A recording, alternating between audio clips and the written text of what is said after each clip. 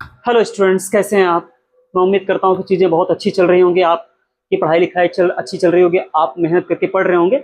और इसी के क्रम में ग्रामर के एडवांस टॉपिक में मैं आपको ग्रामर की आगे चीज़ें मैं बताने चल रहा हूं। वो है यूज़ ऑफ सेल। देखिए, यूज़ ऑफ सेल अक्सर आपने पढ़ा होगा अपनी किताबों में, आई और वी के साथ सेल का प्रयोग करते हैं जो कि फर्स्ट पर्सन है। लेकिन यहाँ पर मैं चीज़ें वो नहीं बताऊँगा, यहाँ मैं बताऊँगा मॉडल ऑक्सिलरी वर्ब के सेंस में कि सेल का जो प्रयोग होता है सेकंड पर्सन और थर्ड पर्सन के साथ कहाँ पर करना चाहिए। देखिए, एक बात ध्यान दीजिएगा, जो सेल का जो प्रयोग होता है ये सेकंड और थर्ड पर्सन के साथ क्यों करना चाहिए, कब करना चाहिए, इसको हम लोग ध्यान देते हैं। पहला है, इसके दो तीन प्रयोग हैं। देखिए, इसका प्रयोग होता है कमांड, आदेश देने के लिए, किसी को थ्रेट माने धमकी देने के लिए। डिटर्मिनेशन का मतलब होता है पक्का इरादा हो जाएगा किसी के अंदर, तो उसको बताने के लिए। कंपल्सन का मतलब अनिवार्यता हो, उसको बताने के लिए करते हैं। तो तमाम ऑब्लिगेशन की चीजों को भी बताने के लिए इसका प्रयोग करते हैं। तो चलिए एक एक करके हम लोग बारीकी समझते हैं। पहला मैंने बताया कमांड, यानी किसी को अगर कोई आदेश दे रहा हो, कोई बड़े ऊंचे पद पर बैठा व्यक्ति किसी छोटे पद के व्यक्ति से, या कोई ऐसा ही व्यक्ति किसी दूसरे व्यक्ति को आदेश देने का काम कर, तुम्हें करना ही होगा। तो ध्यान समझिए, सेल का उस सेंस में इसका प्रयोग होता है होगा, करना पड़ेगा, इस तरीके से इसका हिंदी में मीनिंग निकलता है। तो मैंने क्या बताया, सेल का पहला प्रयोग मैंने लिखा है कमांड, यहाँ देखो व्हाइट बोर्ड में लिखा है समय बचाने के लिए। तो ये बता रहा है कि किस तरीके से किसी को आदेश देने के लिए किया जाता है। देखिए, पहला एग्जांपल इसमें मैंने लिखा है, तुम्हें इस रूम को तुरंत छोड़ना होगा। एट वंस, एट वंस का मतलब you shall leave the room at once, तुम्हें इस कमरे को तुरंत छोड़ना होगा। अर्थात जैसे मान लेते कोई व्यक्ति किसी कमरे में है, किराएदार, उसने कुछ हो सकता है कि उसका मकान मालिक से उसकी तनबर हो गई, और वो बोल रहा है कि मकान मालिक क्या बोल रहा है कि तुम्हें इस कमरे को तुरंत छोड़ना होगा, आदेश दे रहा है। तो यहाँ पर जहां पर कमांड की बात की जाती है, तो वहां पर सेकंड और थर्ड पर्सन के लिए क्या यूज किया था, सेल का प्रयोग किया जाता है, ध्यान दीजिएगा।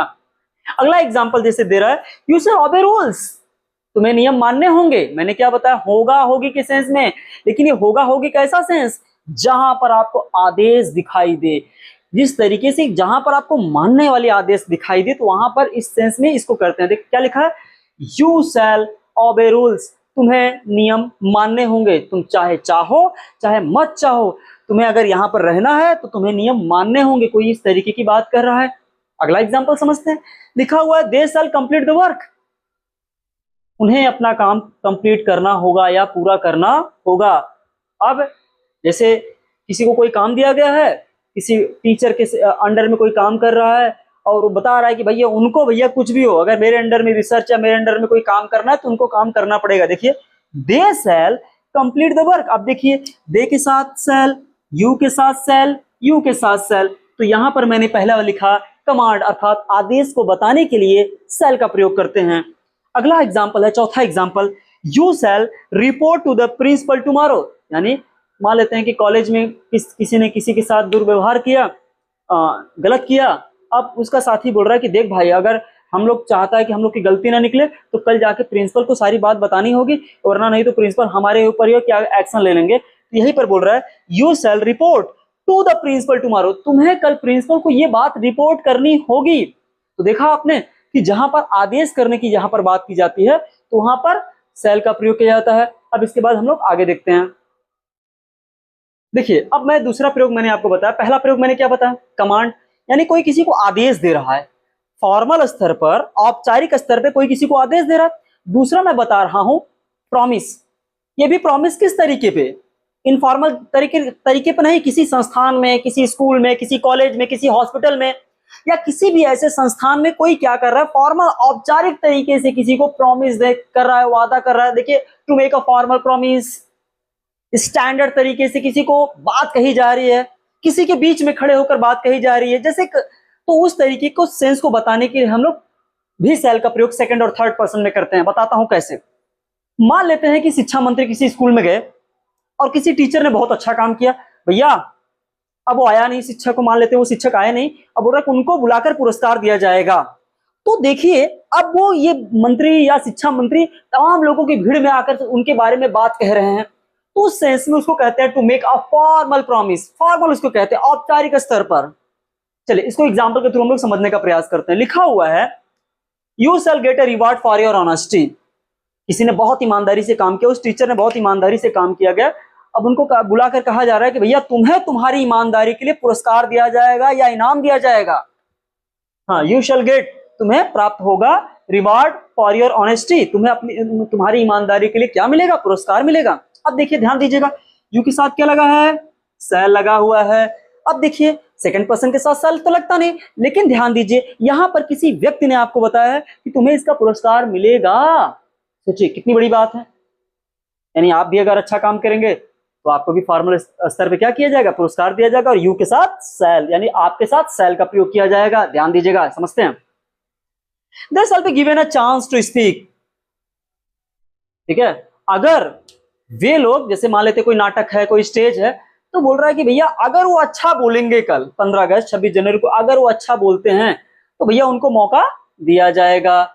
तो देखिए मौका देने की बात, अगर वो अच्छा बोलेंगे तो देखिए कैसे सेंटेंस को बोला जा रहा है, दे शैल बी गिवन, उनको चांस दिया जाएगा, यानी मौका दिया जाएगा टू स्पीक, बोलने के लिए उनको मौका दिया जाएगा। देखा आपने। अब देखिए दे के साथ यहां पर क्या लगा, शैल का। क्यों? क्योंकि व्यक्ति खड़ा होकर किसी फॉर्मल स्टेज पे या किसी इंस्टीट्यूशन में बोल रहा है कि उनको मौका दिया जाएगा अगर वो अच्छा बोलेंगे तो, बिल्कुल बोलने के लिए। अगला बोल रहा है, she shall have a new book if she studies well, कह रहा है कि उसको किताब दी जाएगी, हाँ, या उसको किताब उपलब्ध कराई जाएगी अगर वो अच्छे से पढ़ाई करती है तो। अगर वो अच्छे से पढ़ेगी तो उसको किताब दी जाएगी या किताब उसको मिलेगी। तो देखिए यानी इसका मतलब कोई बोल रहा है कि कोई वादा कर रहा है कि देखो भैया अगर वह अच्छे से पढ़ेगी तब उसको किताब मिलेगी। अब जरा मेरी बात समझिए, अब इसके साथ तो साल लगा हुआ है, सी के साथ तो साल लगा हुआ है। क्यों? जहां पर फॉर्मल प्रॉमिस की बात की जाए तो पहला मैंने बताया कमांड और दूसरा आपने देखा आपने प्रॉमिस। अब मैं धमकी के सेंस में आपको बताने चल रहा हूं कि इसका प्रयोग कहां पर किया जाता है। देखिए अब मैं आपको अगला प्रयोग बता रहा हूं, थ्रेट मीन्स होता है धमकी। देखिए धमकी किस अंदाज में किसी को दी गई होगी, समझते हैं। धमकी तो नॉर्मल लहजे में दी नहीं जाती। अगर कोई किसी व्यक्ति को धमकी दे रहा है तो वहां भी बताने के लिए हम लोग शैल का ही प्रयोग करेंगे। देखिए लिखा हुआ है ना, तो शो अ वार्निंग, किसी को चेतावनी, किसी को धमकी देने के लिए शैल, यानी सेकंड पर्सन और थर्ड पर्सन के साथ शैल का प्रयोग करते हैं। जरा समझते हैं क्या लिखा हुआ है। हाँ, you shall be punished if you repeat this mistake. किसी के मम्मी पापा या कोई टीचर या कोई प्रिंसिपल किसी को धमकी दे रहा है कि भैया तुमको दंडित किया जाएगा अगर तुमने दोबारा काम किया तो। अगर तुमने दोबारा काम किया तो तुमको धमकी क्या क्या बोलते हैं, तुम्हें दंडित किया जाएगा। देखिए ये बात गुस्से में कही गई होगी, तो गुस्से में देखिए दिखाने के लिए भी क्या किया जाता है, देखिए शैल का प्रयोग किया जाता है। अगला बोल रहा है भैया उनको जुर्माना देना पड़ेगा ब्रेकिंग द रूल, उन्होंने नियम तोड़ा है उनको तो भैया जुर्माना भरना पड़ेगा। या जज किसी को बोल रहा है कि भैया तुमको जुर्माना भरना पड़ेगा क्योंकि तुमने क्या किया है, नियम को तोड़ा है। तो देखिए इसके साथ भी, दे के साथ भी देखिए क्या लगा, शैल का प्रयोग। धमकी दी जा रही है कि तुमको जुर्माना भरना पड़ेगा क्योंकि तुमने क्या किया है, नियम तोड़ा है, ब्रेकिंग द रूल। अगला देखिए क्या बोल रहा है, she shall not escape the penalty, वो बच नहीं सकती। तो पेनाल्टी से, अर्थात जो उसके ऊपर पेनाल्टी, उसके ऊपर जो जुर्माना लगाया गया है वो बच नहीं सकती, किसी भी हालत में वो बच नहीं सकती, उसे छोड़ा नहीं जाएगा।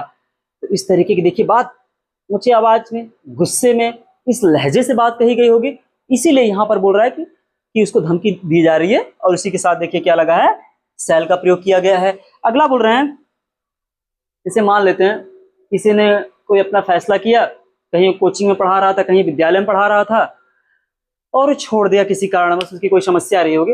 अब भाई डरवाना है, धमकाना है, तो आदमी क्या बोल रहा है, भैया सोच लेना तुमको पछताना पड़ेगा या तुम पछताओगे, खूब सोच लो तुम पछताओगे खूब।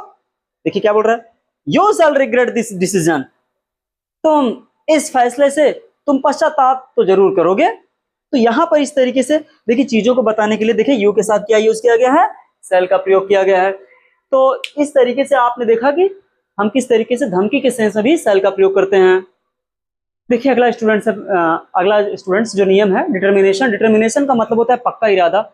हाँ, फॉर्मनेस, ऑब्लिगेशन। ऑब्लिगेशन का मतलब जो आपका कर्तव्य होता है, हमारी जिम्मेदारी, किसी के प्रति हमारी जिम्मेदारी क्या बनती है। तो फॉर्मल स्तर पे इस चीज को बताने के लिए भी सेकंड और थर्ड पर्सन के साथ हम लोग शैल का ही प्रयोग करते हैं। देखिए कैसे, मैं बता रहा हूँ। कोई बोल रहा है कि भैया, एग्जाम्पल जो है उसके अलावा मैं चीजें समझाता हूँ।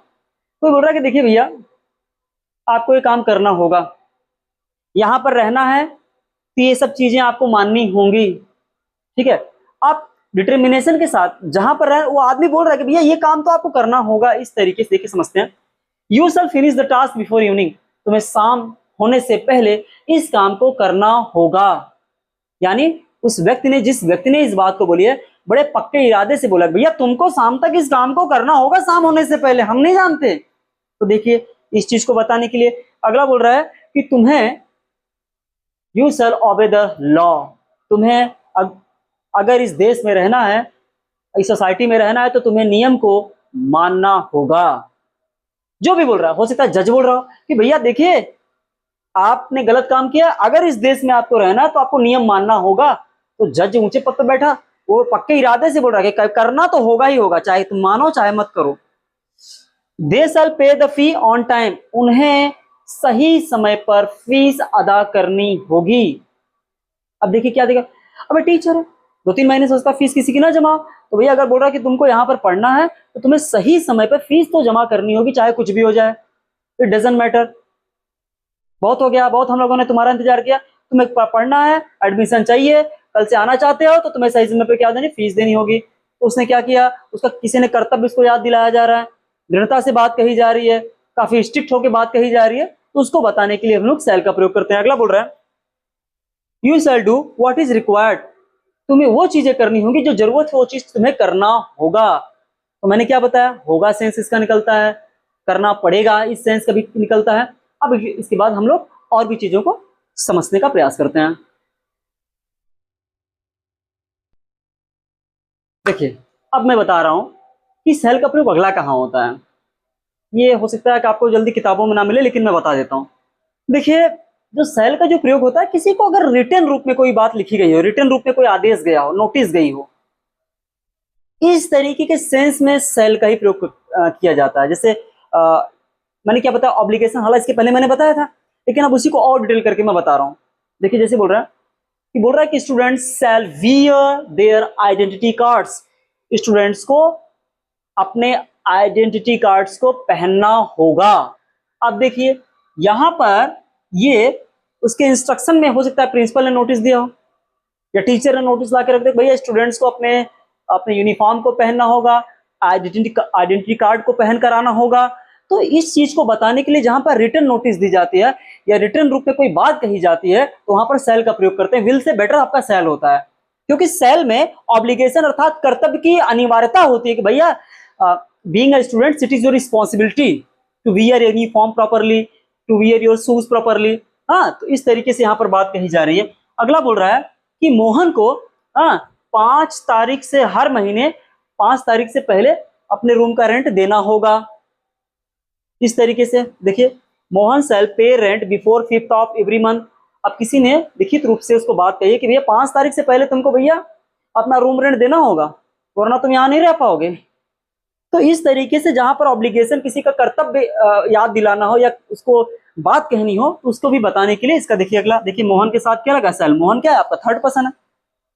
Every student shall submit the form online, हर स्टूडेंट्स को अपना फॉर्म ऑनलाइन जमा करना होगा या करना पड़ेगा।